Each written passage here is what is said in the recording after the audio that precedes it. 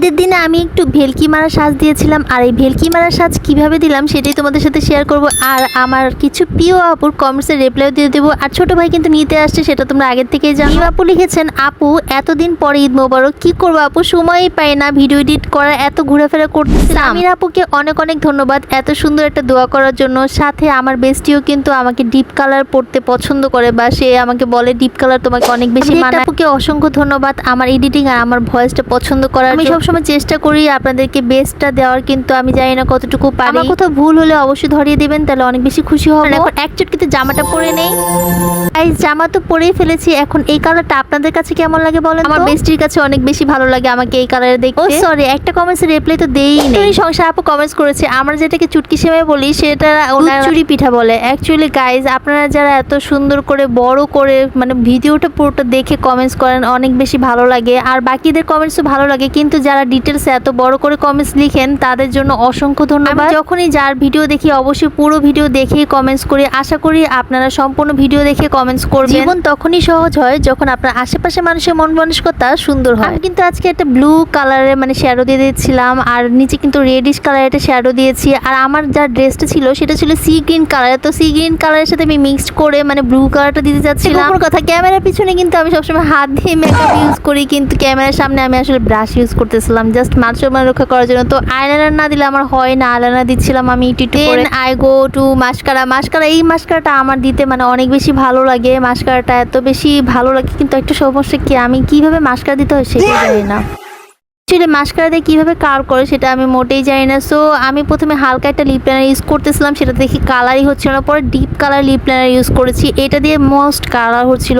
তোমরা অবশ্যই lip liner use করলে ডিপ কালারটা ইউজ করবা, যাতে করে আর্টটা সুন্দর হয়। নাও আমি এখন একটা অরেঞ্জ কালারের একটা লিপস্টিক দিচ্ছিলাম, কারণ আমার জামাটার মধ্যে একটা অরেঞ্জ কালার আছে। সো গ্রিনের সাথে অরেঞ্জটা খুব ভালো মতো যায়। তো এটা কিন্তু লিপ হচ্ছে গিয়ে রেড কালারের, মাঝখান দিয়ে আমি দিয়ে দিব রেড কালার, যাতে লেটটা একটু লিচি, যাতে করে ঠোঁটটা একটু লিচি লিচি লাগে। সো এই জন্য আমি একটু রেড কালার মাঝখানে দিয়ে আর পুরোটা দিয়েছি অরেঞ্জ কালার। আর এখন আমি ব্লাশন দিয়ে দিচ্ছিলাম। অরেঞ্জ কালার ব্লাশন ইউজ করি আমি সব সময়, তাও হাইলাইটারটা ইউজ না করলে আমার মেকআপ কমপ্লিটই হয় না। আমার এক ভাগ্নি আমার কাছ থেকে জানতে চেয়েছে আমি হেজাবটা কিভাবে পরি, তো হেজাব টিউটোরিয়াল দিব করে দেওয়াই হয়নি। সো প্রথমে আমি দুইটা কাপড় মানে দুদিক দিয়ে সমান করে নিয়েছি।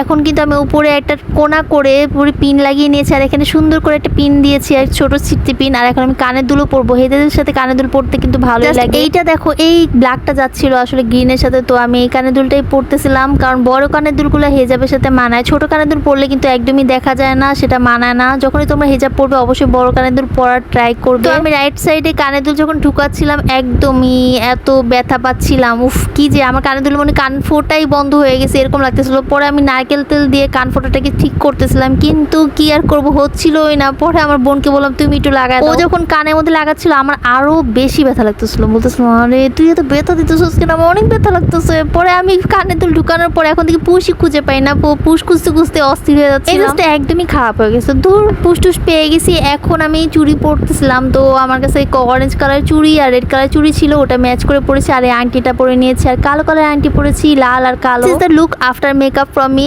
দেখো তো কেমন লাগতেছে আমাকে। আর সাইডে কিন্তু একটা ওড়না নিয়ে নিয়েছি। আর এখন আমি একটু তোমাদেরকে একটু মডেল করে দেখাবো। আচ্ছা বলো তো আমার এই লাল ব্যাগটা আমার জামাটার সাথে কেমন গিয়েছে।